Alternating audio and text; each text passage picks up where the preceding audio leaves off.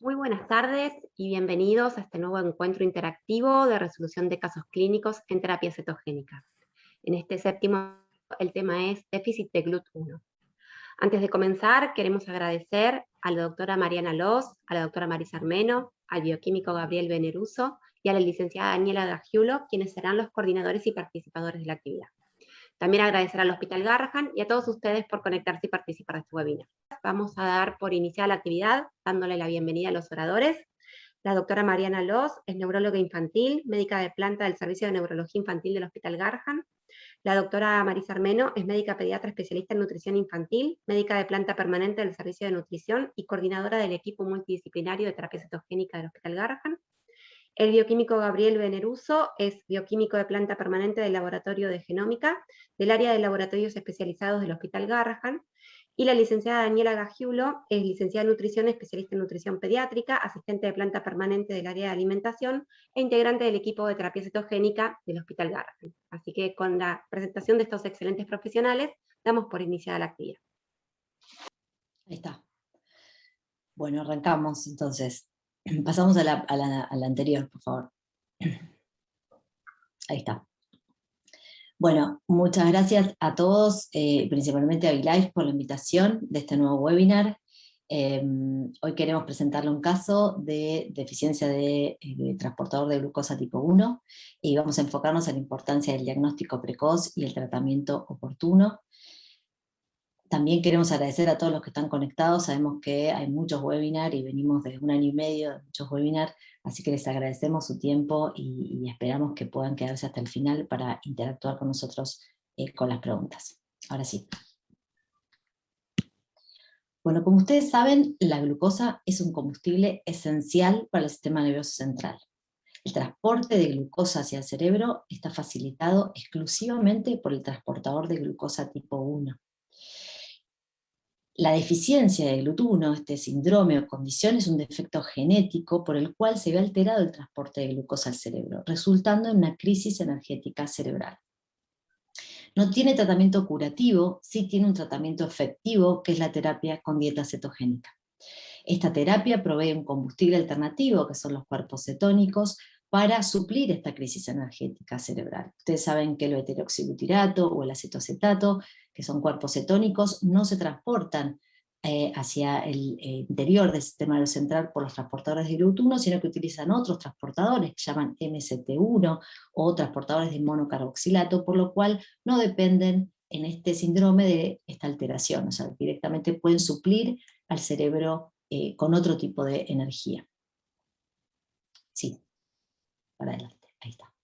El año pasado se publicaron una revisión bastante interesante con recomendaciones de un grupo internacional de estudio en GLUT1, donde se volvió a constatar la importancia del tratamiento de la terapia con dieta cetogénica específica para la edad de estos pacientes, y se focalizó en un punto en el cual esta terapia es efectiva, o los mejores resultados de esta terapia se correlacionan con un inicio temprano. De acá la importancia de tener un diagnóstico temprano y tener la disponibilidad de los test genéticos para hacer estos diagnósticos. A veces la heterogeneidad del fenotipo clínico de estos chicos neurológicos puede retrasar el diagnóstico. Por lo tanto, hoy vamos a ver más adelante, durante el caso clínico, todos estos fenotipos clínicos para que ustedes puedan hacer un diagnóstico precoz. ¿Sí?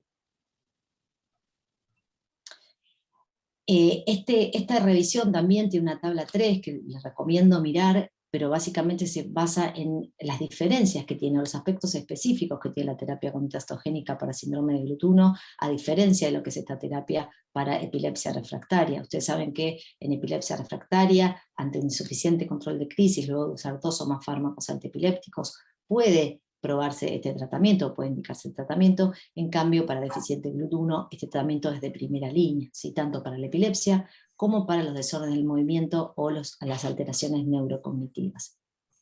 En cuanto al inicio del tratamiento, es opcional en epilepsia refractaria, según la indicación neurológica, el síndrome epiléptico, la etiología de la epilepsia. En cambio, para déficit de GLUT1, el tratamiento debe hacerse al diagnóstico a cualquier edad y cuanto antes, ¿sí? La duración puede durar 2 o más años para epilepsia refractaria, según el síndrome epiléptico, pero para GLUT1 se recomienda desde el diagnóstico hasta incluso la adultez. La cetosis y el radio cetogénico en epilepsia refractaria puede ser variable, incluso puede estar baja y tener buenos resultados con algunos pacientes o algunos síndromes. En cambio, en déficit de GLUT1 debemos tratar de tener la cetosis lo más alto que el paciente pueda tolerar. La dieta cetogénica de bajo índice glucémico es opcional o se indica en algunos tipos de epilepsia refractaria, en cambio no es recomendable para el déficit de GLUT1. El monitoreo de cetosis puede hacerse en orina o en sangre, en cambio para déficit de GLUT1 está indicado realizarlo en sangre porque necesitamos saber qué concentración de betiroxibutirato, de cetonas, hay en el sistema nervioso central para suplir este déficit energético. Los niveles de carnitina son opcionales, medirlos, suplementarlos para epilepsia refractaria, en cambio sí se recomienda hacerlo para el déficit de GLUT1, pues estos pacientes a largo plazo hacen un déficit secundario de carnitina, por lo tanto se recomienda chequearlos y suplementarlos en caso que sea necesario. Y lo mismo pasa con el monitoreo de efectos adversos, si bien siempre uno tiene que darse un tratamiento para no dañar y evitar efectos adversos en todo lo que uno hace en medicina, realmente en este caso en déficit de GLUT1 es altamente recomendable hacer un monitoreo exhaustivo de los efectos adversos, porque es un tratamiento que el paciente va a tener durante muchos años y hay que tratar de evitarlos. La siguiente, por favor. La importancia del timing en la introducción de la misma, o sea, la importancia de la efectividad y en el momento que se instala y cuáles son los resultados que tiene esta terapia sobre los distintos síntomas de los pacientes con GLUT1. En el control de la epilepsia los resultados se ven enseguida, se ven en días o semanas. Esto es muy importante porque nos da quizás un manejo de expectativas cuando uno plantea este tratamiento en las familias o en los pacientes con esta condición, ¿no? Y expectativas también desde el punto de vista médico, de saber cuándo tenemos que esperar una respuesta a la dieta cetogénica. Entonces, para el control de la epilepsia, les decía, en general los resultados se ven en días o semanas, y es altamente efectiva. En 8 de 10 pacientes el control de crisis es más del 90%. De hecho, puede lograrse control 100% de crisis a los pocos días de iniciar la dieta, con normalización del electroencefalograma. Y de hecho vamos a ver que quizás sea uno de los pilares del diagnóstico también la respuesta al control de la epilepsia de estos chicos. También permite disminuir, incluso suspender medicación con fármacos antiepilépticos indicados antes del tratamiento en 6 de 10 pacientes. En relación a los desórdenes de movimiento, el efecto se ve en semanas o meses. 8 también de 10 pacientes mejoran las alteraciones del movimiento y se vio mayor mejoría en aquellos pacientes con mayor radioglucorraquia glucosa y en sexo femenino. Mariana ya les va a contar bien los parámetros bioquímicos de diagnóstico. Estos desórdenes de movimiento son característicamente preprandiales y mitigados con la ingesta, y durante la dieta son precipitados por periodos de ayuno, por lo tanto se trata en estos pacientes de no indicar ayuno prolongado durante el tratamiento, o dar porciones extras durante o antes del ejercicio de grasa, o tratar de tener cetosis suficiente, porque si no pueden precipitar estos desórdenes. Y en relación al aspecto neurocognitivo, quizás sea el que más tarde en mejorar con la dieta cetogénica, meses o quizás años, pero 6 de 10 pacientes mejoran, y en realidad esto está súper relacionado con la edad del diagnóstico, o sea, el factor predictivo positivo en relación a los resultados cognitivos. Por lo tanto, la introducción temprana de la dieta correlaciona con mejores herramientas intelectuales y sociales adaptativas y en mejoría del coeficiente intelectual, ¿sí? Se vio que en 9 de 10 pacientes esta dieta mejora antes, en la medición del coeficiente intelectual antes y a los 7 meses del tratamiento.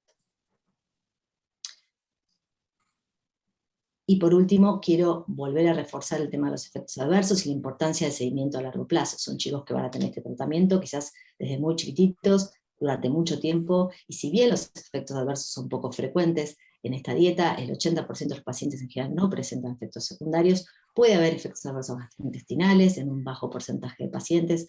Ustedes saben que son los más comunes en la terapia cetogénica. Algunos pacientes pueden tener hipoglucemia o alteraciones del peso o del crecimiento, pero quizás los problemas que más tienen estas familias y estos chicos son los problemas en la compliance o la adherencia a largo plazo. Como siempre, hoy Dani después también les va a contar un poco qué hacemos nosotros en relación a la adherencia con estos chicos, y siempre recordar lo que decimos siempre, es muy importante el seguimiento según un protocolo, que saben que el protocolo está estandarizado cada 3-6 meses para prevenir estos efectos adversos y prevenirlos y poder sostener este tratamiento a largo plazo. Ahora Mariana les va a contar un poco más de la parte clínica. Bueno, buenas tardes, muchas gracias por la invitación a VLife y a todos los presentes. Entonces, como les decía Marisa, la proteína acá involucrada es el transportador de glucosa cerebral, conocida también como GLUT1, y es una proteína muy importante porque se expresa en las células endoteliales que forman parte de la barrera hematoencefálica y en astrocitos, mientras que en las neuronas el transportador de glucosa cerebral es el GLUT3. ¿Qué sucede? Cuando hay un defecto genético, es decir, una mutación o una variante que afecta a esta proteína, el transporte de glucosa a través de la barrera hematoencefálica se ve afectado y se genera, como decía Marisa anteriormente, una crisis energética cerebral que se denomina, que es lo que conocemos como déficit de transportador de glucosa tipo 1, que da numerosas manifestaciones clínicas, principalmente que afectan el sistema nervioso central. Desde los primeros casos publicados por el doctor De Vivo, el espectro clínico, ustedes saben que se ha ampliado enormemente y se encuentra permanentemente en expansión, y esto también es gracias a la incorporación del estudio molecular que permite reconocer formas más leves de la patología. Y lo interesante es que lo que se vio con el correr de los años es que los síntomas que se desarrollan en estas patologías tienen un patrón que es específico según la edad en la gran mayoría de los pacientes. Y es así que vemos que las manifestaciones clínicas más tempranas son los movimientos paroxísticos oculares y cefálicos, que son muy orientadores, o deberían ser muy orientadores de esta patología, junto con las convulsiones. En cuanto al desarrollo, al deterioro del desarrollo psicomotor o cognitivo, esto está presente a lo largo de toda la patología y de no haber un tratamiento se va intensificando gradualmente. Y por último, los desórdenes del movimiento, como la ataxia o la distonía inducida por el ejercicio, van apareciendo con el tiempo y son los síntomas que predominan en los adolescentes y adultos. La siguiente.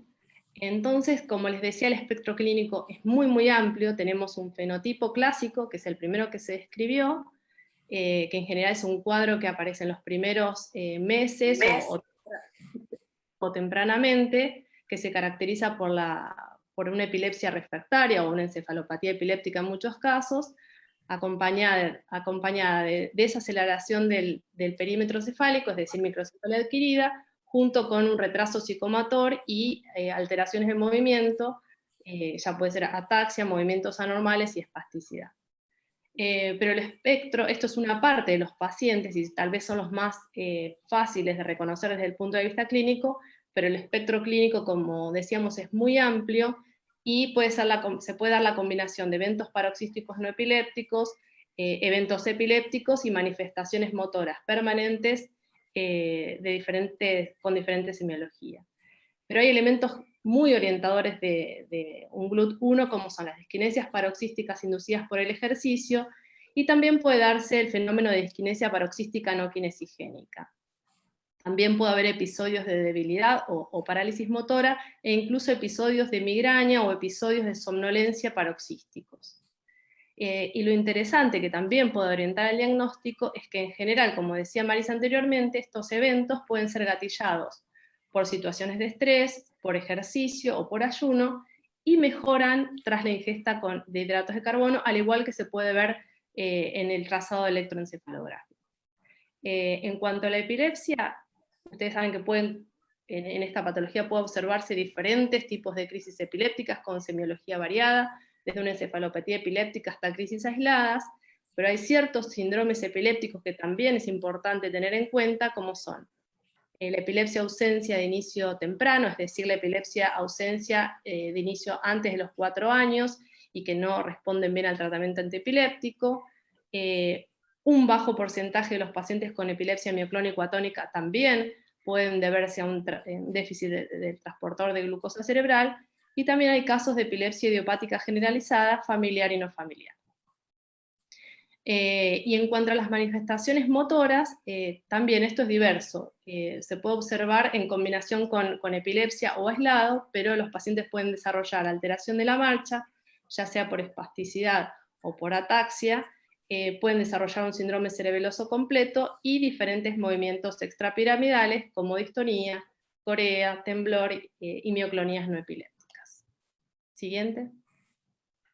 Pero también es importante saber que hay algunas manifestaciones clínicas atípicas, y esto es realmente lo que representa un desafío para los neurólogos, porque el reconocimiento, como decíamos anteriormente, de la patología de forma temprana es lo que va a marcar el pronóstico de estos pacientes.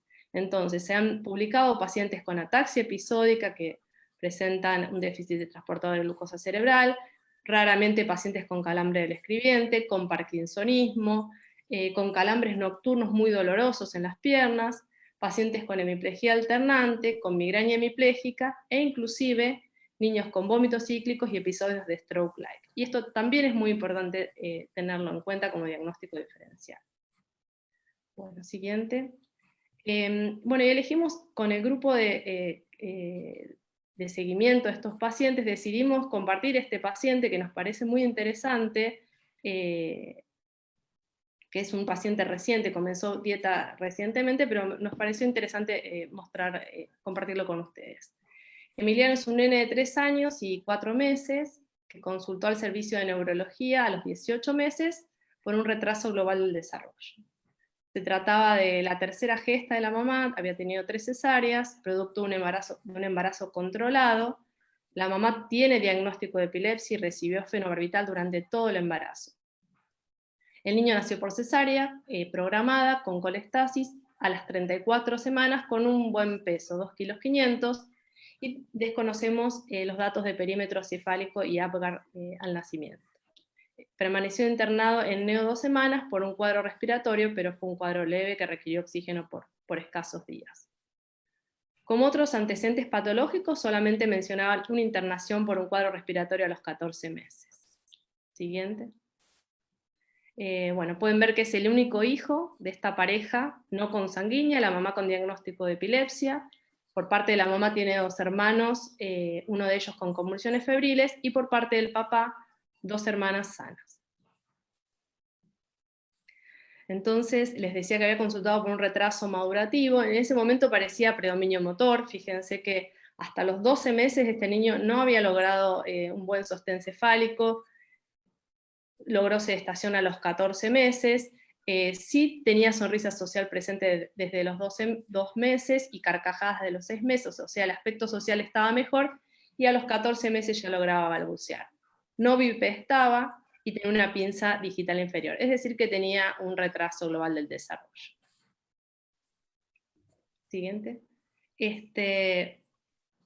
Este retraso global lo pesquisa en primer lugar en la consulta pediátrica a los 9 meses, y le indican estimulación temprana y evaluación neurológica, pero hubo ciertas dificultades, por lo cual los papás recién pueden realizar la consulta en el servicio de neurología a los 18 meses, y ahí es donde refieren, además del retraso madurativo, unos episodios paroxísticos, que ahora vamos a ver en un video, que los presentaba diariamente.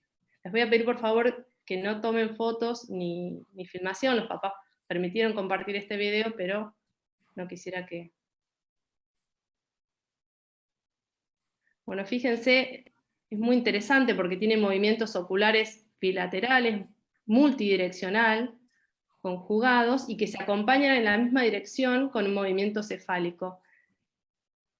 Al momento de la consulta no fue tan fácil, este video no lo tenían los papás, y nos mencionaban movimientos oculares, pero la verdad es que si uno ve estos síntomas en un paciente, fundamentalmente si tiene retraso madurativo, debe ser altamente orientador de un déficit de GLUT1, y hoy se sabe que es una de las primeras manifestaciones clínicas.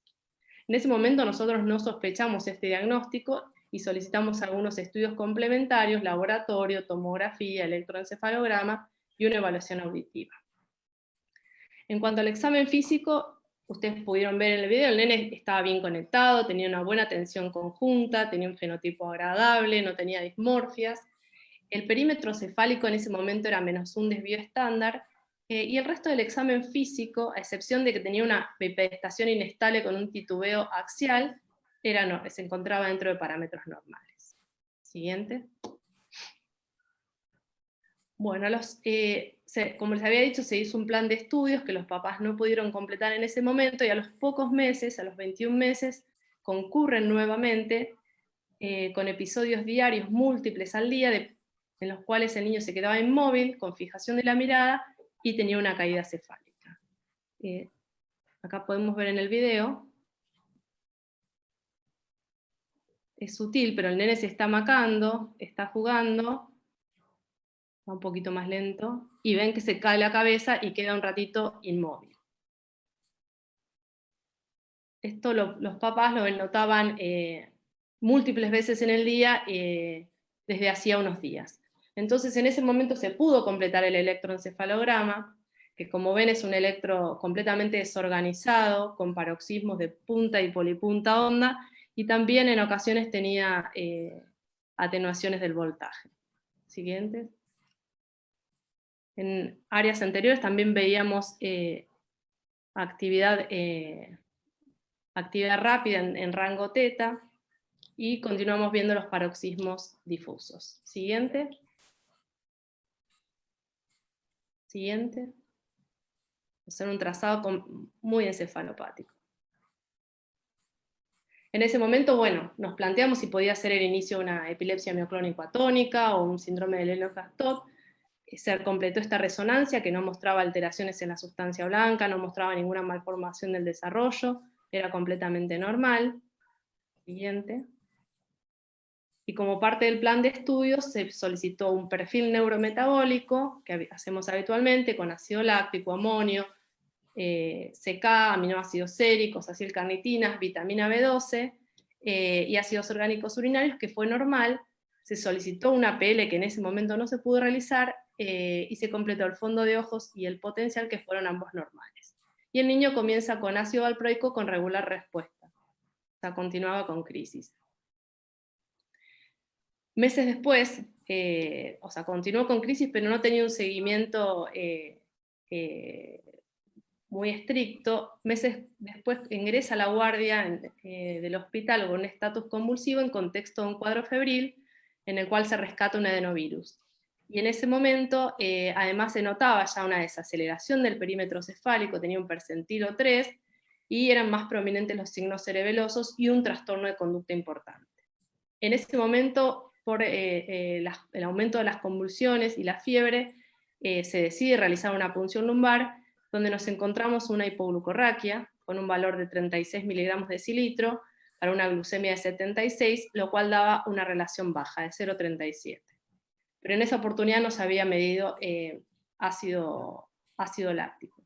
Decidimos repetirla, pero ya pasada la infección, y esto se postergó también. Hubo un turno en el medio de la pandemia y se postergó más de lo previsto, y a los 36 meses se repite la punción lumbar y se constata que realmente no tenía nada que ver con la infección, tenía una glucorraquia de 29, con un ratio de 0,35 y un ácido láctico normal, de 10,5. En ese momento también se puede realizar una evaluación del desarrollo, donde se ve que todos los aspectos estaban muy descendidos. El aspecto motor era equivalente a 9 meses, la resolución de problemas y visomotor 12 meses, y el lenguaje también entre 12 y 9 meses. Hay un video ahí, Gaby.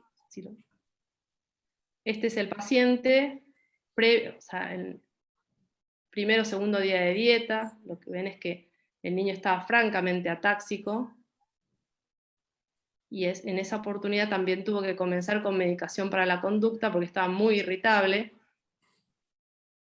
Y entonces con estos elementos clínicos, con epilepsia, el antecedente de los movimientos oculares que habían desaparecido, la presencia de signos cerebelosos, la hipoglucorraquia, se decide hacer la interconsulta con el servicio de nutrición para empezar la dieta cetogénica.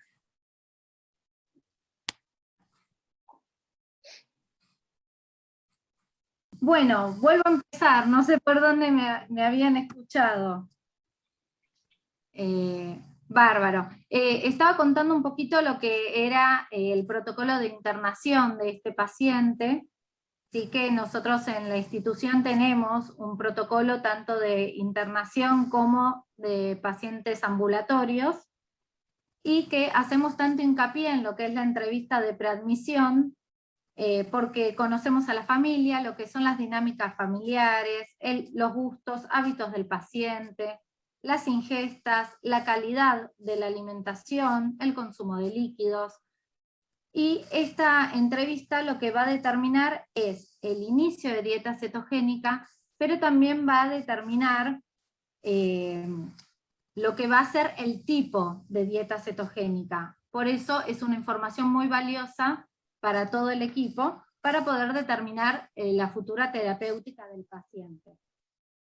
Durante la internación se realiza la instrucción del paciente y la familia, con seguimiento diario, verificando la tolerancia, explicando conceptos, realizando ejercicios, haciendo un día a la vez, paso a paso, para poder asegurar también que la familia pueda comprender lo que significa la dieta y poder instaurarla en el hogar. Como este paciente estaba internado, la alimentación y la fórmula se los va a proveer el hospital y siempre va a estar adaptada a las necesidades calóricas, energéticas y el tipo de dieta que el paciente requiera. Ahora, con todo esto expuesto, vamos a plantear una pregunta para pensar todos juntos. La siguiente, Gaby. Sí, esperen que... Ahí está. Bueno, por las características de este paciente, la idea es, ¿qué tipo de dieta cetogénica le parece que sería la más adecuada? La guardamos.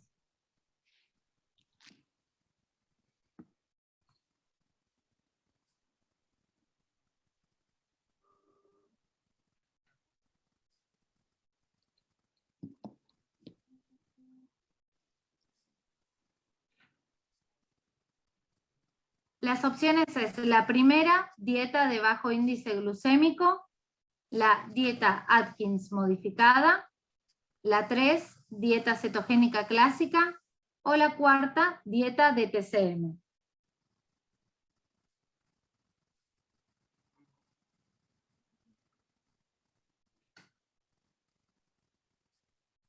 Bueno, ahí ya podemos ver en pantalla que la mayoría contestó, que es la dieta cetogénica clásica. Un porcentaje también, estuvo un poco dividido acá, con dieta Atkins modificada, bajo índice o dieta de TCM. Bueno, la respuesta correcta es dieta cetogénica clásica. Volvemos un poco en el tiempo a lo que dijo la doctora Marisa, que la dieta de elección para pacientes con déficit de GLUT1, sobre todo para niños pequeños, que es el caso de este paciente, es la de elección. En el mayor ratio tolerable va a proveer la cetosis suficiente para el efecto terapéutico buscado. Si bien también antes se ha nombrado la dieta Atkins modificada, y está descrita en la bibliografía como una buena estrategia para GLUT1, está indicada en niños mayores, en adolescentes, que es para favorecer la adherencia y obtener mayor flexibilidad. Es decir, que no sería la mejor opción hoy día, en este momento de la vida del paciente. En cuanto a la dieta de bajo índice glucémico, como se ha planteado al principio, no está recomendada para déficit de GLUT1 debido a que provee bajos niveles de cetosis y que no hay evidencia que respalde esta opción. La siguiente. Bueno, volviendo al caso clínico, una vez que hemos decidido iniciar la dieta cetogénica, será el momento de adaptar la dieta del paciente. En este caso, bueno, se realiza lo que es el cálculo calórico proteico. Lo vamos a hacer según el requerimiento del paciente, por lo que es FAOMS, y lo que son los requerimientos diarios para proteínas. Como dato de color, esto nos arrojó 1200 calorías, que lo hicimos por lo que es el peso ideal del paciente. Cabe destacar que, si bien es la dieta cetogénica clásica, es una dieta dinámica, y la iremos adaptando según las necesidades del paciente, y no solo desde el punto de vista calórico-proteico, sino también desde los hábitos y la dinámica familiar. En este caso, vamos a... Ahí está, esta. Iniciamos con la instrucción y con lo que es la dieta cetogénica per se, iniciando con el ratio cetogénico 1:1. En nuestro protocolo de internación le explicamos a los papás nuevamente el inicio, los alimentos que recibirá, porque en este caso se comenzó todo por vía oral, los manejos de la hipoglucemia, por ejemplo, que es uno de los efectos secundarios, y los horarios. Explicamos también, por ejemplo, lo que es la utilización de la balanza digital para pesajes de alimentos, y un punto importante es que solicitamos lo que son registros, porque van a ser de gran utilidad no solo para alimentación, sino para el resto del equipo, ya que le damos un modelo de registro donde pueden poner los balances, las crisis, los alimentos consumidos, el control de cetosis, los líquidos. Durante la internación, idealmente, subimos el ratio o ajustamos el ratio diariamente, siempre y cuando el cambio sea bien tolerado. Es decir, que en realidad el timing nos lo va a dar el paciente. Nosotros podemos tener una idea de cómo ir avanzando, pero de acuerdo a cómo el paciente lo vaya tolerando, es como vamos a seguir. En este caso, continuando la línea del tiempo, pudimos subir al día siguiente el ratio 2:1 con una glucemia normal, y los niveles de cetonemia, que estaban en ese caso en 1,3 milimoles, que todavía estaba fuera del rango terapéutico, pero esperable para el principio. Surgió todo bien, continuó bien, y avanzamos con la implementación de la dieta, subiendo el ratio, en este caso a 3:1. Nos encontramos ahí con la primera dificultad. La familia, en el seguimiento diario del paciente, nos comentó que estuvo como inquieto durante la noche, y que para calmarlo de alguna manera, le ofrecieron lo que es una infusión con leche entera, y no estaba planificada dentro de la dieta. Igualmente, cabe destacar, algo que no había dicho anteriormente, que el paciente estuvo libre de crisis desde las 48 horas de iniciada la dieta. Frente a esta situación, adaptamos el plan. Recibirá el mismo ratio 3:1 con alimentos, pero utilizamos las estrategias, que es una colación, por ejemplo, en este caso, una colación cetogénica nocturna para evitar futuras transgresiones. Esta estrategia nos va a ayudar a llegar al objetivo, que es algo que ya nombramos apenas comenzó este webinar, que es la adherencia.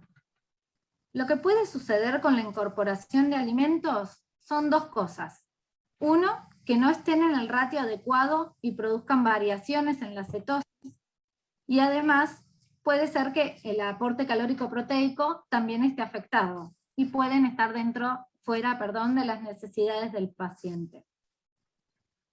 Otorgar ideas de colaciones cetogénicas, de radio adecuado, permitirá que el paciente continúe con los niveles de cetosis buscados, y también le va a otorgar un poquito más de flexibilidad a la familia para saber cómo manejarse en estos casos.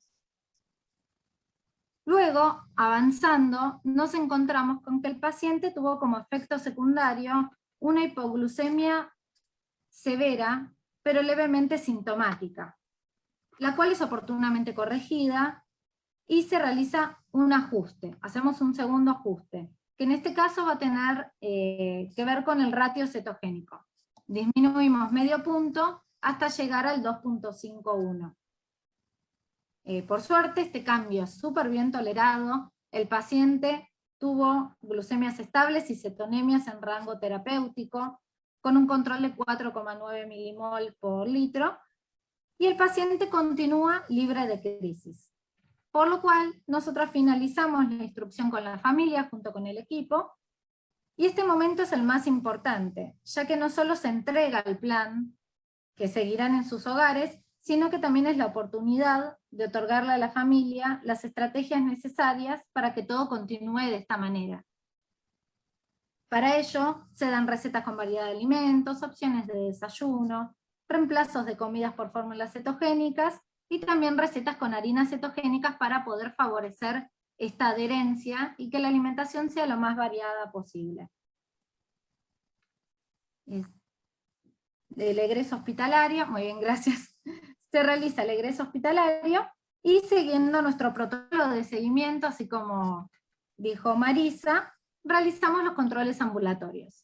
En el control de la primera semana, todo marcha muy bien, la verdad. El paciente presenta buena adherencia, cetonemia en rango, controles antropométricos mejorados, por lo cual repasamos el plan y se plantean nuevas estrategias, porque bueno, el regreso al hogar siempre presenta nuevos desafíos.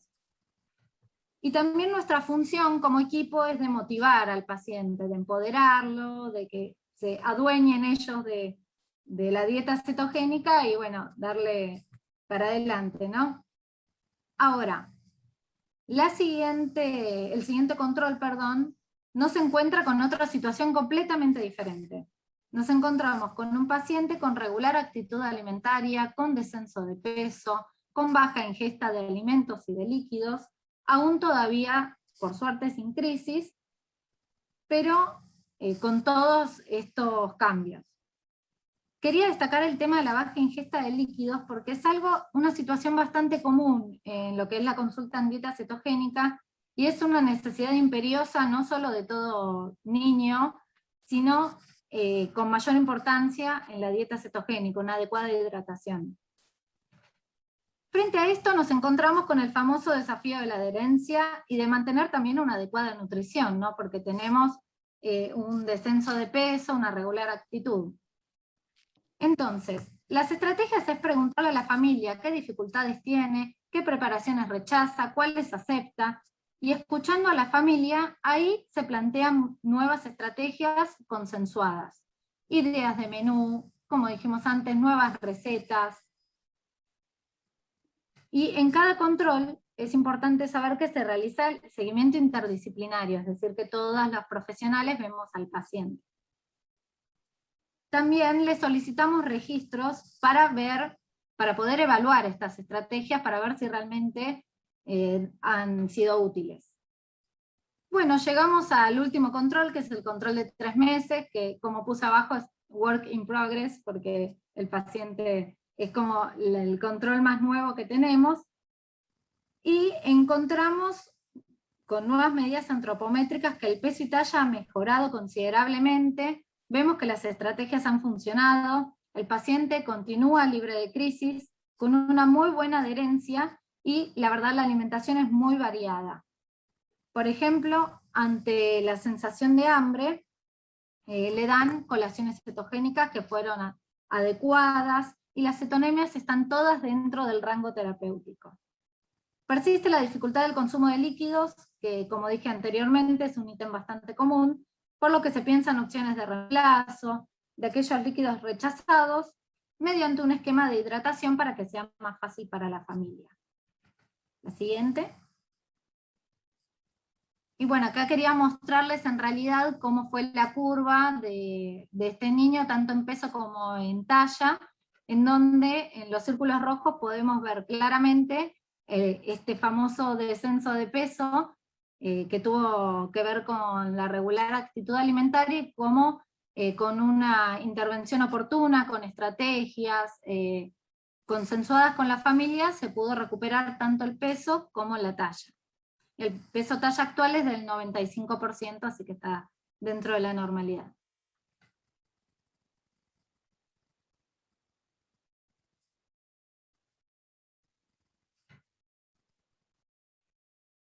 Bueno, entonces con lo visto y mencionado por nosotros hasta ahora, ¿qué aspecto clínico les parece que mejoraría en primer lugar con el inicio de la dieta cetogénica?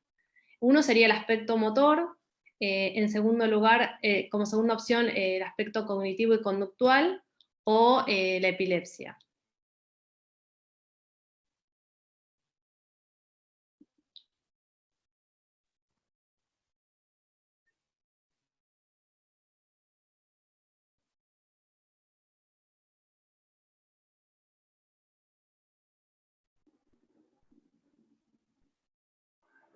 Bueno, muy bien, la gran mayoría mencionó la epilepsia, que es lo que estuvimos hablando desde el inicio de la presentación, que es lo primero que se ve en estos pacientes, que es el control de las crisis que lleva en una gran parte de los pacientes escasos días, que también se traducen en el electroencefalograma.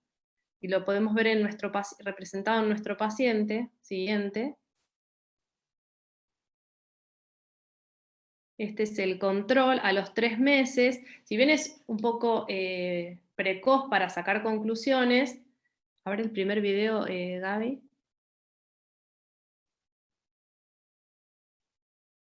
El nene aún no tiene marcha independiente y sigue atáxico, pero ya logra ir tomado de una sola mano, e incluso bipedesta con apoyo, es decir que está ligeramente más firme, aunque persiste atáxico. Y lo que los papás notan en el segundo video, Gaby, es que logra manipular con más facilidad objetos pequeños y ya tiene pinza digital superior.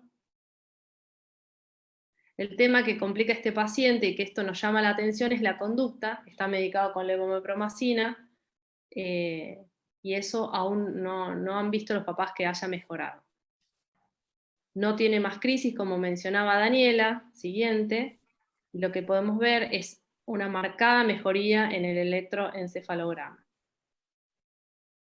Bueno, entonces con todo lo anteriormente mencionado, el paso siguiente, o en paralelo, en realidad cuando se sospechó la deficiencia de GLUT1, se inició la dieta cetogénica y se solicitó el estudio molecular. Bueno, buenas tardes a todos. Gracias a VLife por la invitación y a la audiencia por compartir esta presentación con nosotros. Yo les voy a cambiar un poquito el foco, les voy a hablar de los efectos moleculares del GLUT. Vamos a empezar viendo el resultado que obtuvimos en este paciente, y después les voy a contar algunas características, algunas particularidades moleculares del GLUT que nos va a ayudar a entender mejor el resultado que obtuvimos. En este chico lo que hicimos en el laboratorio fue secuenciarle los 10 exones del gen SLC2A1, que es el gen que codifica la proteína transportadora de glucosa tipo 1, al GLUT.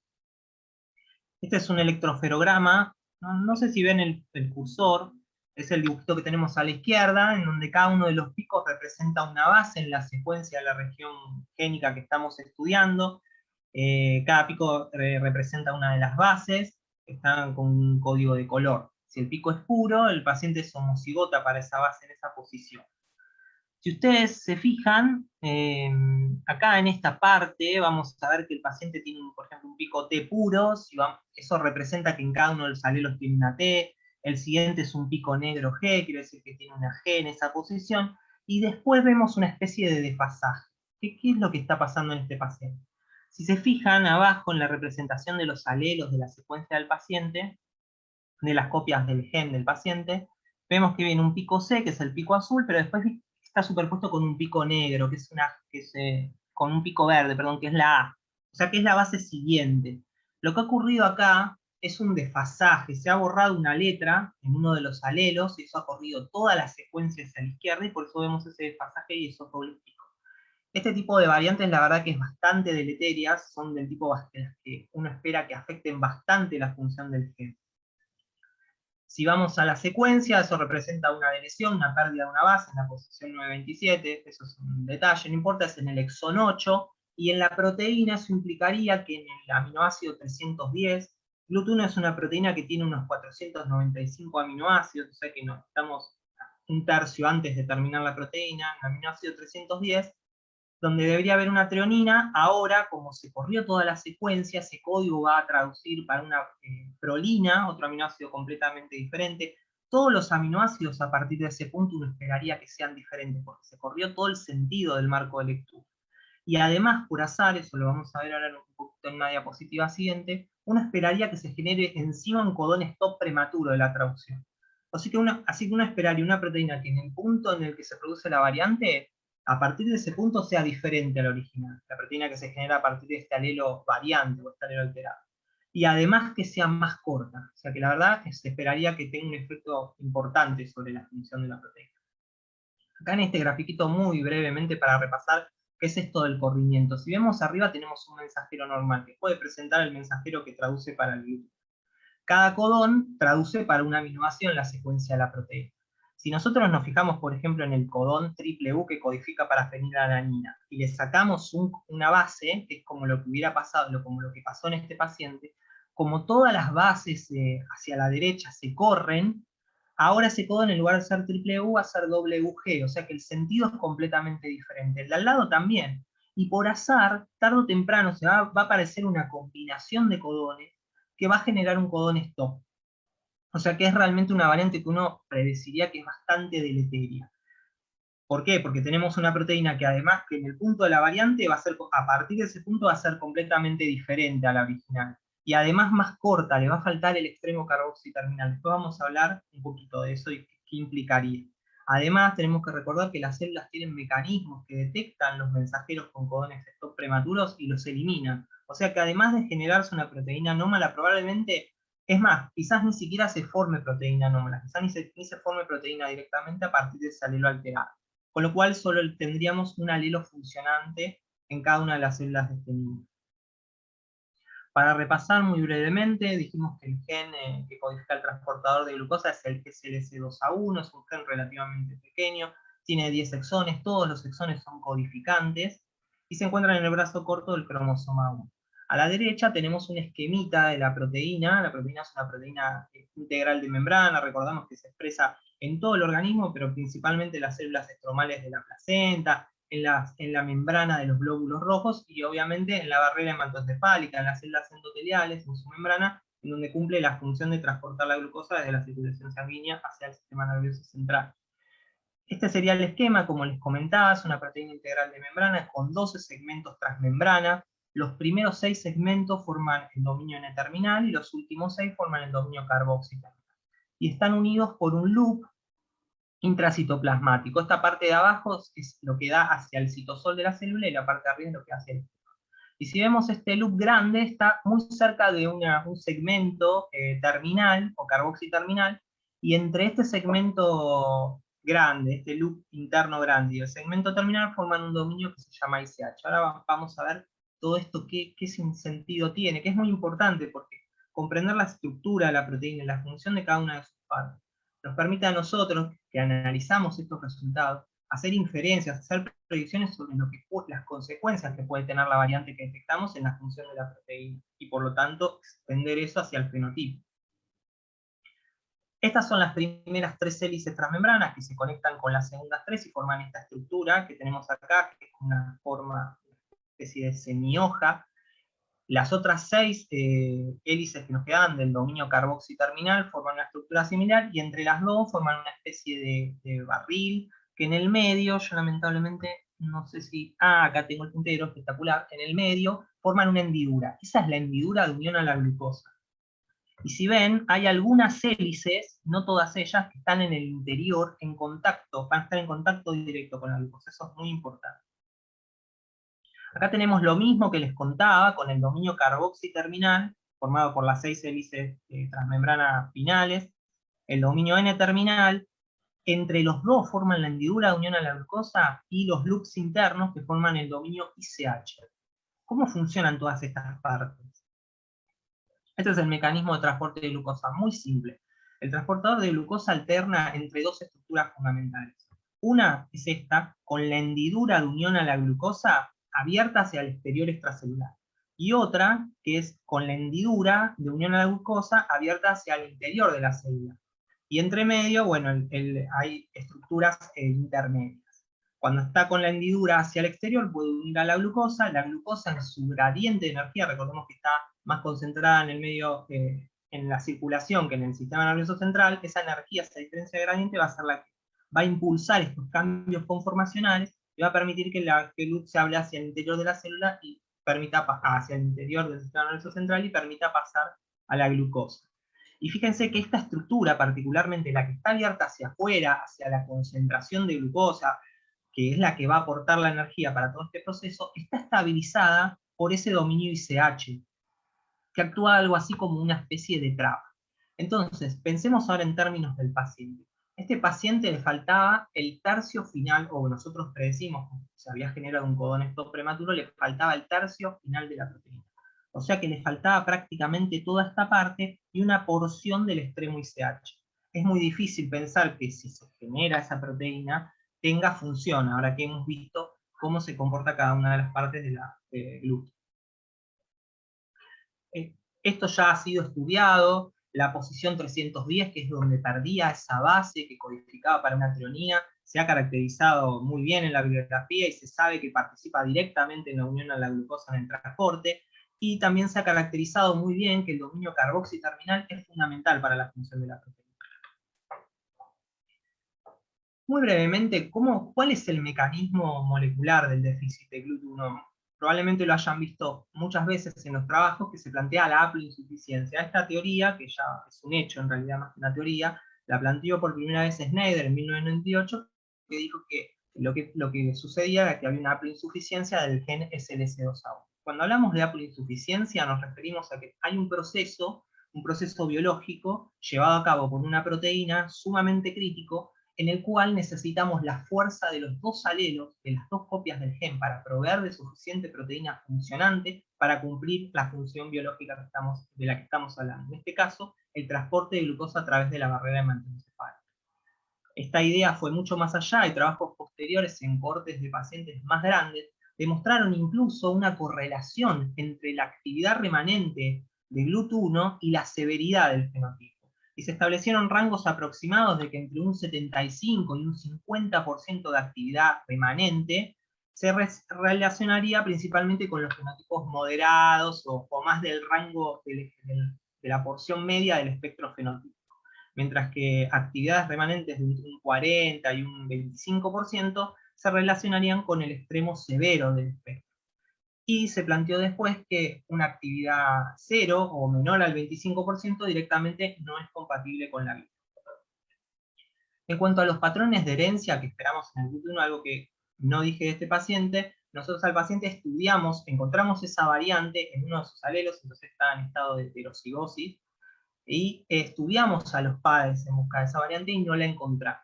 Por lo cual asumimos que se generó de nuevo durante la embriogénesis probablemente del paciente.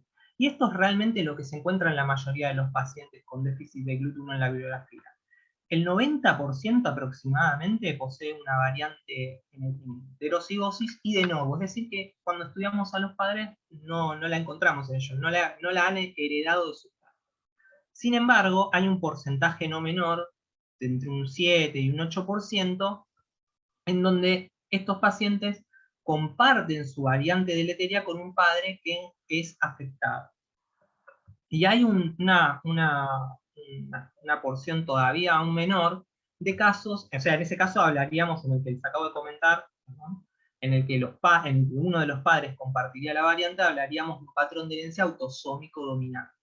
Y hay una pequeña proporción de pacientes reportados en la bibliografía en donde el paciente hereda dos variantes, una en cada uno de sus alelos que están presentes en cada uno de sus padres. Hablaríamos de un patrón de herencia autosómico recesivo. Y existe un porcentaje de un 3 a un 4% de pacientes en los que, a pesar de tener todas las características clínicas de GLUT1, de los parámetros bioquímicos, etc., no se encuentran variantes. Hay muchas teorías en el gen SLC2A1. Inicialmente se pensaba que había otro gen involucrado, después se descartó, y hoy lo que se piensa es que realmente hay variantes que están en regiones que no solemos estudiar, como son las regiones sincrónicas profundas, en las regiones regulatorias.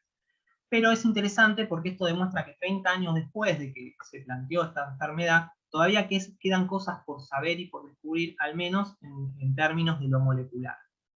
Y como les decía, que si bien hay un 90% de casos que no son heredados, hay un porcentaje no despreciable de casos que sí son heredados. Por eso es muy importante, siempre que encontramos una variante deleteria asociada a GLUT1 en un paciente, extender el estudio molecular a los padres para descartar justamente los casos familiares.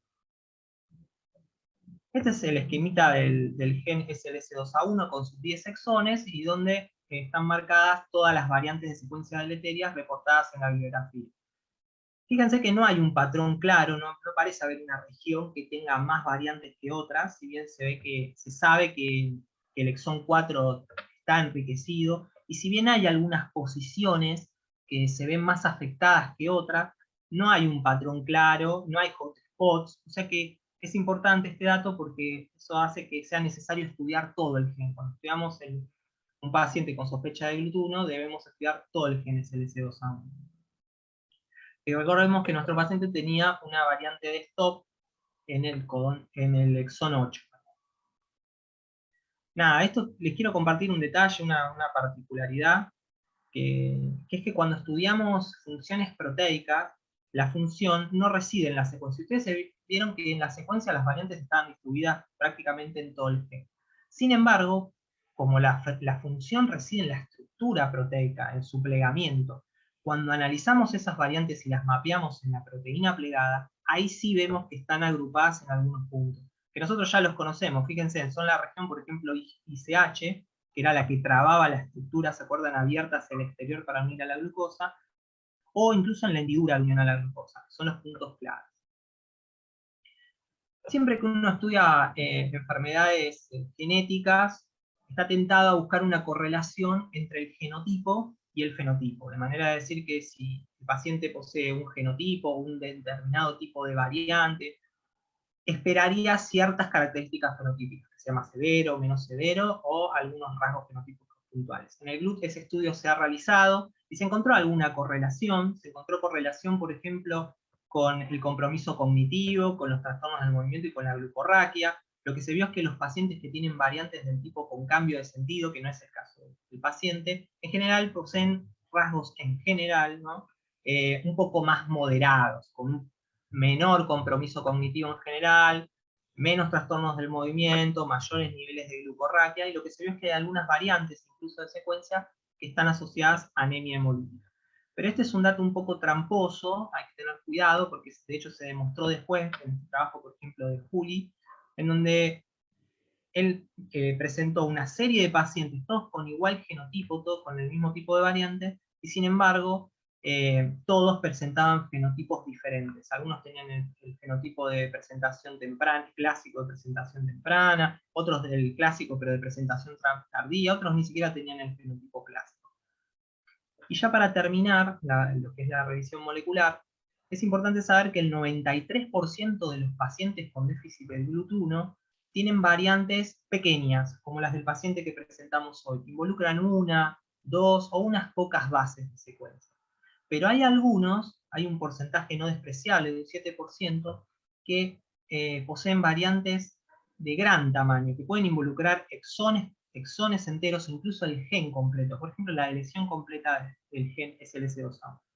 Entonces, con toda esta información, con el hecho de que sabemos que el gen es un gen pequeño, que tiene 10 exones, que las variantes están distribuidas por todo el gen, o sea que hay que estudiarlo completo, y que en general son pequeñas las variantes, el estudio de elección para este tipo de pacientes es la secuenciación capilar automática, la secuenciación Sanger del gen SLC2A1 completo, con sus regiones sincrónicas flanqueantes para considerar las secuencias dadoras y aceptoras de splice.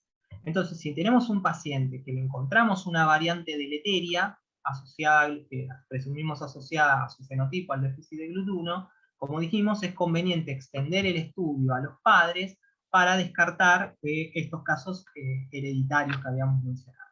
Si no encontramos variantes en la secuenciación Sanger, hay que recordar que puede tratarse de ese 7% de pacientes con variantes de gran tamaño que no las vamos a detectar por secuenciación Sanger, que debemos recurrir a otra técnica como el MLPA. Si en el MLPA encontramos una variante, nuevamente debemos extender el estudio a los padres. Cuando estudiamos a los padres ya vamos más dirigidos, vamos a buscar solo el punto en el que queremos estudiar solamente la variante que encontramos en el paciente, no vamos a estudiar el gen completo.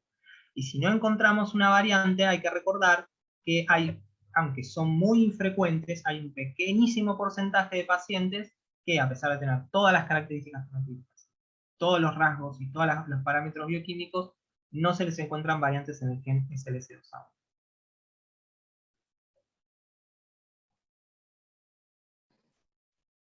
Bueno, entonces, a modo de resumen, nos propusimos con la gente de nutrición, del laboratorio y neurología hacer un algoritmo diagnóstico para los pacientes con sospecha de GLUT1 para recordar, a modo de resumen, las manifestaciones clínicas sugestivas de GLUT1 que nos tienen que alertar tempranamente son la asociación de desórdenes del movimiento, ya sea ataxia, distonía, espasticidad, que no tengan etiología clara, los pacientes con epilepsia refractaria de inicio temprano, asociados o no a movimientos anormales, pacientes con epilepsia de difícil control que con la dieta cetogénica logran controlar de forma completa las crisis, así como también los movimientos paroxísticos, los movimientos anormales paroxísticos, y algunos síndromes epilépticos. Es muy importante tener en cuenta estas posibilidades, estas diferentes formas de presentación. Si uno tiene la sospecha, es muy importante determinar si el paciente tiene hipoglucorraquia. Es verdad que hay un mínimo porcentaje de pacientes que tiene valores normales, pero la gran mayoría de estos pacientes tiene glucosa en líquido por debajo de 40 miligramos decilitro. Cuando uno hace la punción lumbar es muy importante determinar la glucemia previo a la extracción a la PL para evitar que haya un cambio por el estrés que genera la punción en sí, con un ayuno previo de 4 a 6 horas. Además de medir la glucorraquia, medimos el ratio glucorraquia-glucosa, que debe ser menor a 0,6, y un dato muy importante es medir de forma concomitante el ácido láctico, ya que este debe, en los pacientes con GLUT1 se encuentra normal o disminuido. Si uno se encuentra con una glucosa disminuida pero el ácido láctico aumentado, debe pensar en otras posibles etiologías. Frente a esto, un paciente con clínica compatible con déficit de GLUT1, ya aunque sea muy leve, con parámetros bioquímicos que apoyan el diagnóstico, uno debe comenzar lo más tempranamente posible la dieta cetogénica, ya que, como venimos diciendo, esto modifica el pronóstico de estos pacientes, y en forma paralela uno solicita el estudio molecular. No es necesario esperar el resultado del estudio molecular para comenzar el tratamiento. Y el estudio molecular, como les decía Gabriel, consta en el estudio de secuenciación Sanger del gen que codifica para el transportador de glucosa, y si con esta secuenciación Sanger uno no encuentra una mutación puntual o un cambio puntual, debe descartar la posibilidad de que haya una deleción o duplicación en una porción del gen mediante un estudio que es de MLPA. Y si uno confirma la variante, es fundamental el estudio de segregación de los padres, confirmar que realmente es una variante de novo, como en la gran mayoría, para poder asesorarlos de forma correcta. La verdad que en este paciente, no sé si recuerdan, la mamá tenía epilepsia, y nosotros pensamos que tal vez era uno de los pocos casos que era hereditario, pero por suerte el estudio molecular nos ayudó y la mamá no tenía la variante, es decir, que tiene epilepsia por otro motivo.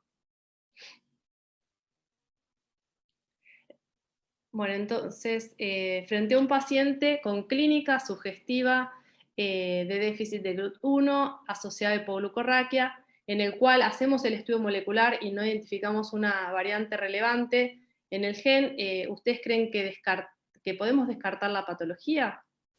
La primera opción sería sí, las variantes inciertas descartan el síndrome de GLUT1. 2, no, habría que considerar también los otros componentes del diagnóstico. Y la tercera, sí, las variantes patogénicas son diagnósticas. Sí, solo las variantes patogénicas son diagnósticas.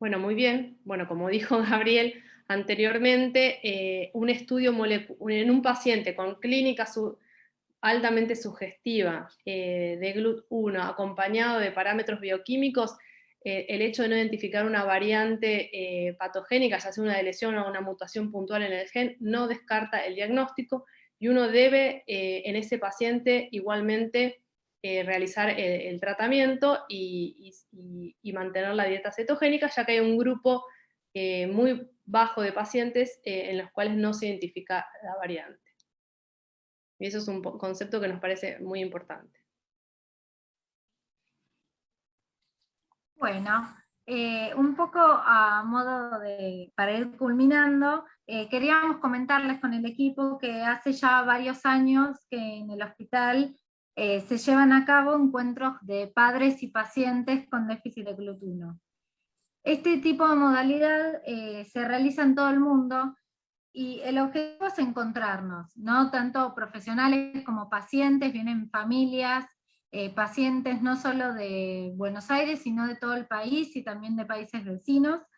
Y esto, que armen red, que hablen entre ellos, que se fomente, que compartan sus experiencias, y que también en cada encuentro puedan llevarse algo nuevo.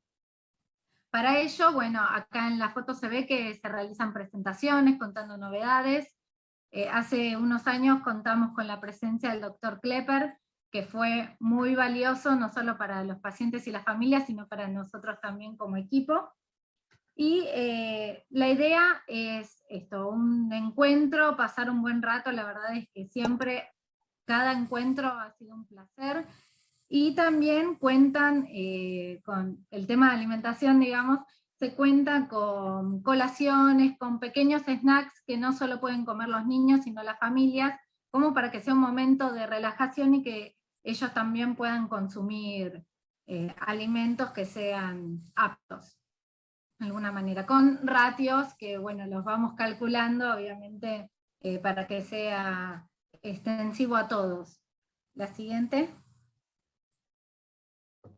Y también se han realizado talleres de cocina, y acá volvemos al mismo objetivo, que es una palabra que nombramos durante todo el webinar, que es esto de la adherencia. Nos parece que también ir a terreno, que los chicos se diviertan, que con todas estas recetas que les hemos presentado, que han sido probadas previamente, ahí hay algunas fotos de preparaciones cetogénicas, y que los chicos cocinen junto con sus familias, guiados por, siempre hay alguien de cocina, un cocinero, y con el equipo, y que preparen, cocinen y coman ellos mismos.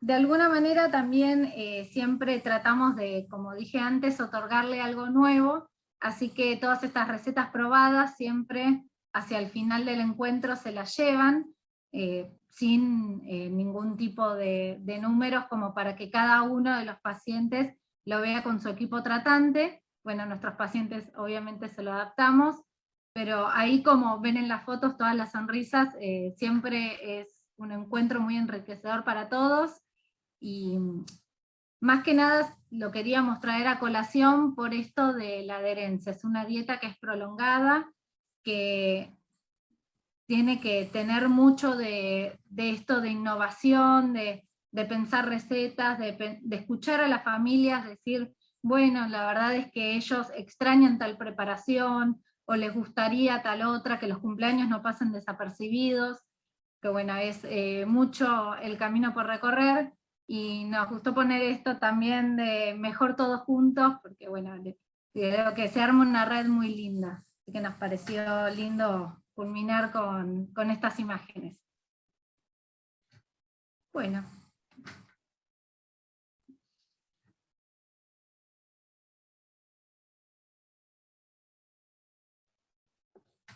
Bueno, muchas gracias a todos los presentes, y bueno, acá está todo el equipo multidisciplinario de epilepsia refractaria del hospital.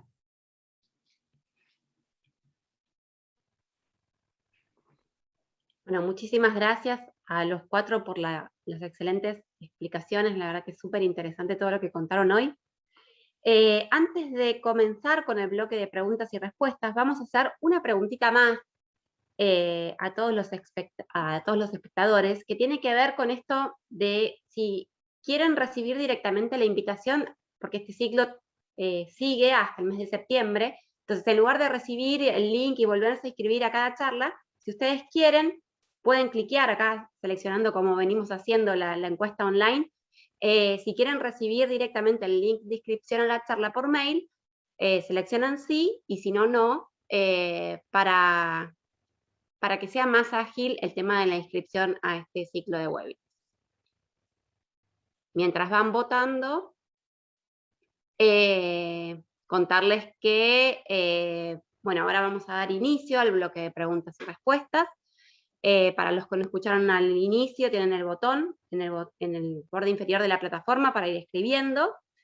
Y les voy adelantando algunas cosas mientras van votando también, que contarles que este webinar está siendo grabado, y que lo van a poder volver a ver en nuestra página web, www.belarga-mediolife.com.ar, En el sector de profesional, eventos, ahí van a la carpeta de terapia cetogénica, y en la carpeta 2021 están todos los webinars de este año. También contarles que, como les decía, este ciclo continúa. El próximo es el 18 de agosto, en el mismo horario, y el tema será amartoma hipotalámico, y va a estar a cargo del equipo de cine. Así que bueno, ya van a recibir el flyer, pero si seleccionan sí, también van a recibir por mail directamente el link de inscripción.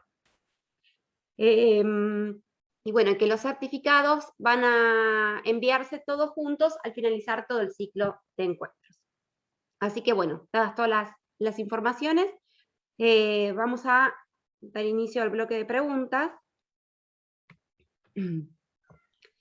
Dice, ¿qué edad de inicio de tratamiento de dieta es considerado precoz para influir en lo cognitivo sobre todo?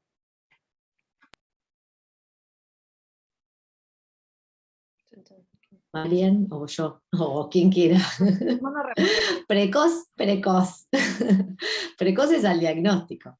Claro. O sea, cuanto antes, mejor. Eso es un poco el mensaje de hoy, ¿no? Apenas uno tiene la sospecha diagnóstica, los parámetros químicos, los parámetros clínicos, aunque no tenga el estudio molecular, tiene que empezar el tratamiento porque, como dijimos al inicio, vieron que los síntomas cognitivos quizás tardan más en mejorar con la dieta, entonces cuanto antes se inicie el tratamiento mejor, así que en realidad siempre el tratamiento es al diagnóstico, ¿sí?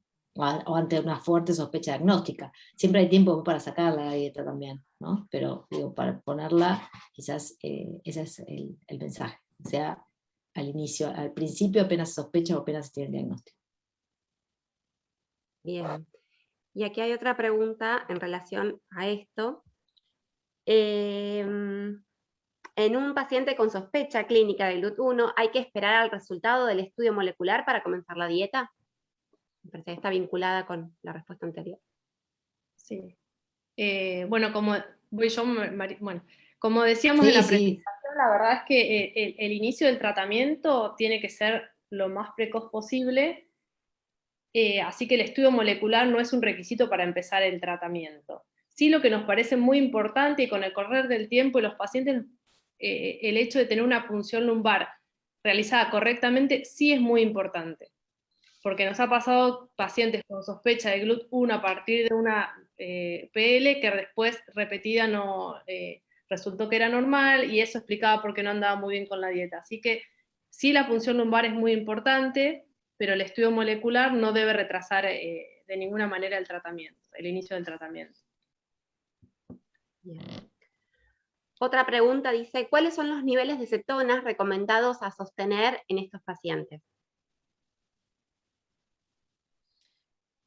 Bueno, si leen el consenso, se llegó a un poco lo que nosotros sabemos que es el rango terapéutico, que es entre 2 y 5 milimoles por litro de beta-hidroxibutirato medido en sangre capilar o por bioquímica, digamos. En general se trata de los chicos GLUT1, más que nada los más chiquititos, que mantengan niveles de cetonas altos, por lo menos de 4, 5, 6.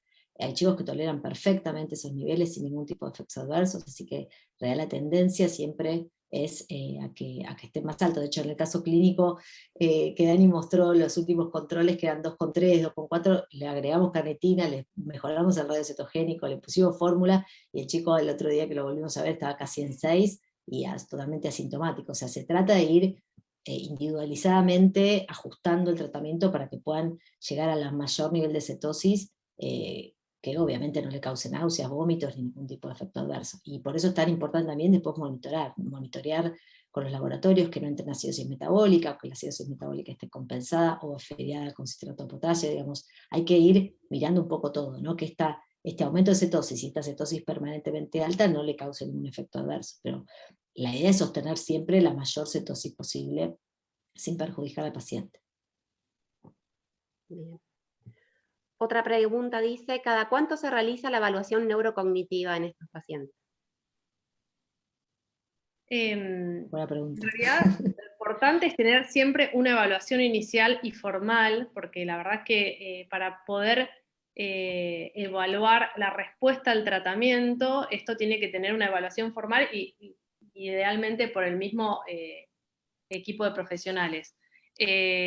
yo no, o sea, no lo tengo bien claro cada cuánto, pero yo calculo que en los primeros años cada 6 meses, y dependiendo también de la severidad del compromiso cognitivo, ¿no? No es lo mismo en un paciente con un compromiso leve que en aquellos con un compromiso severo, pero por lo menos una evaluación en los primeros años cada 6 meses. Bien. Otra pregunta es si pudieron identificar la causa del descenso de peso en este paciente puntual entre la primer consulta y la segunda. Si tiene que ver con el tipo de dieta o fueron otras las causas.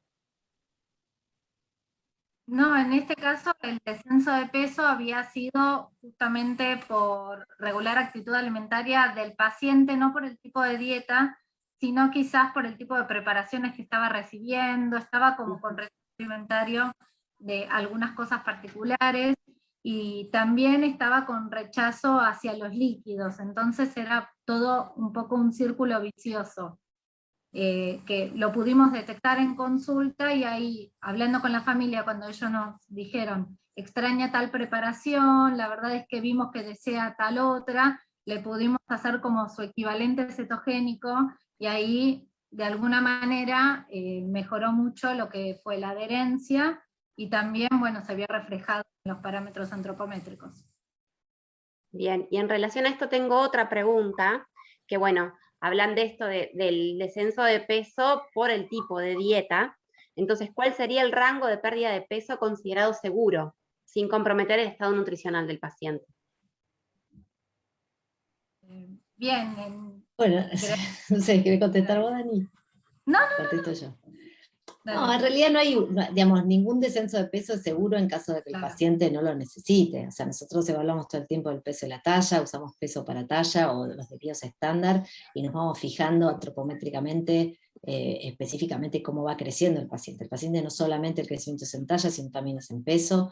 Está descrito el descenso de peso al inicio de la dieta cetogénica para cualquier patología, no solamente para el GLUT1. Entonces eso es algo que obviamente uno mira. Por eso las citaciones al inicio del tratamiento son a la semana, al mes, y eventualmente si el chico es muy chiquito se lo vuelve a citar al mes siguiente, o sea, se hacen controles un poquito más seguidos, como para justamente ir ajustando los parámetros de crecimiento, porque digamos, no sería seguro que siga bajando de peso. Sí, puede pasar que al principio bajen un 5, un 10% del peso inicial, el primer mes, pero en general esto hay que corregirlo de manera inmediata.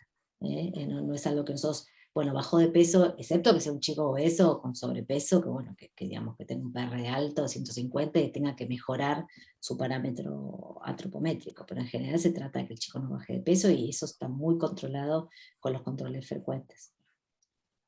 Bien, tenemos acá unas dos últimas. ¿Tienen experiencia en cuál es la evolución o mejoría neurocognitiva y motora en pacientes con diagnóstico tardío?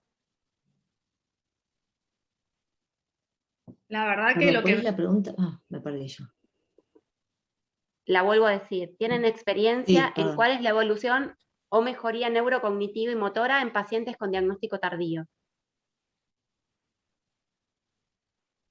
No, lo que yo voy a decir es que Sí, lo que nos Mari. resulta más fácil después podés agregar, digamos, evaluar de mejoría es el aspecto epiléptico. Eso es lo que sabemos que se controla más fácilmente y es más objetivable. La realidad es que no tenemos evaluación formal, y eso nos estamos planteando como grupo de trabajo, comenzar a hacerlo de forma más regular en cuanto al aspecto cognitivo, así que eso es lo que no tenemos tan objetivado en estos pacientes. Y es algo que nos proponemos mejorar de ahora en adelante. Así que lo que sabemos es que mejora muchísimo el aspecto epiléptico, y el aspecto motor lleva más tiempo. No sé si querías agregar algo, Marisa. No, que quizás en estos chicos con fenotipos más heterogéneos, donde la epilepsia no es tan evidente, o se llegó al diagnóstico muy tarde, porque precisamente pasa eso, cuando el fenotipo no es clásico, el chico no tiene microcefalia, no es un fenotipo GLUT1 clásico de niño, quizás el diagnóstico es mucho más tardío, y a veces tampoco es tan agresiva, digamos, la mutación que tienen, por lo tanto es mucho más, los síntomas son más difíciles de diagnosticar. Los chicos llegan a edades más adultas con retrasos madurativos, digamos, generales, donde no hay un diagnóstico y tampoco hay valores hay valoraciones neurocognitivas previas. Entonces uno trata, aunque el chico llegue tarde, no sé, sea diagnóstico a los 12, 13 años, y empiece el tratamiento ahí, mandarlo a hacer una evaluación, como decía María, neurocognitiva pre-tratamiento, porque a veces hasta es el único síntoma que puede mejorar con la dieta, porque no tiene convulsiones, no tiene epilepsia. Entonces, digamos, es muy sutil, y para verlo eso hay que tener una buena valoración cognitiva pre-dieta, para después poder hacer el seguimiento y ver si realmente el tratamiento funciona, porque si no, digamos, uno no sabe bien en qué impacta. El chico no tiene convulsiones, no tiene microcefalia, que tiene alguna alteración muy leve del movimiento, como nos ha pasado, o no tiene, neurocognitivamente va a un colegio y más o menos va bien, y qué sé yo, si uno no tiene una evaluación objetiva, tampoco sabe cuánto mejora con la dieta. Así que eso me parece, como decía Mariana, es algo que nosotros vamos a sistematizar con la gente de clínicas interdisciplinarias seguramente, y bueno, y vamos a tratar de insistir un poco más en eso para objetivar cómo nos va, ¿no?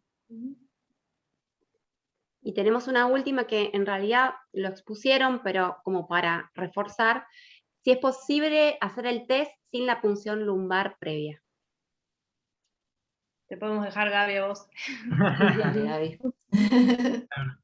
Mirá, posible se puede hacer, obviamente, pero el problema con los estudios genéticos es que si uno analiza un gen sin tener una hipótesis antes, hay una alta probabilidad de que encuentres una variante, en el gen que sea, porque mirá, ya ves ahora, nos ves a nosotros, somos todos diferentes, y que seamos todos diferentes implica que todos tenemos variantes. O sea, si agarramos cualquier parte de nuestro genoma al azar, lo secuenciamos y lo comparamos con una referencia, que nosotros decimos referencia, pero vamos a encontrar diferencias, y no por eso tenemos nada. Es muy importante la información clínica y la sospecha clínica para validar el resultado del análisis molecular.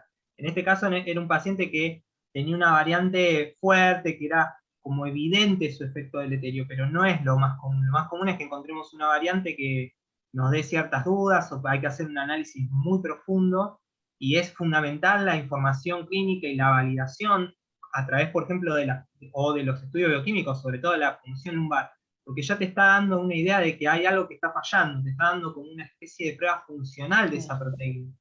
Y eso es fundamental, porque vos después lo pegás con el hallazgo molecular, y ahí es donde realmente cierra. Si no, es difícil, porque, como te digo, todos somos diferentes, somos diversos, y probablemente todos tengamos alguna variante dando vuelta, incluso en el SLC2A1, y no por eso seamos club. Entonces es fundamental. Yo, al menos así es lo que considero, y por lo que veo en la bibliografía también está planteado. Okay.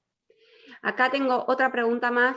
Me preguntan si el Hospital Garrahan es el único centro donde se realiza el diagnóstico molecular. Gaby, Mariana.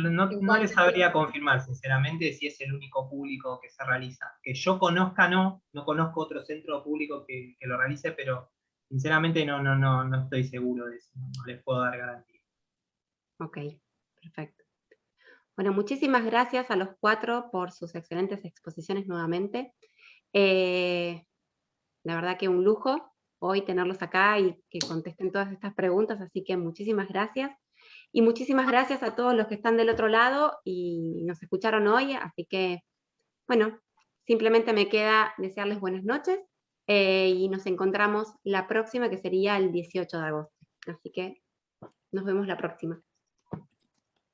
Muchas gracias. Gracias. Gracias a todos, hasta la próxima. Hasta la próxima.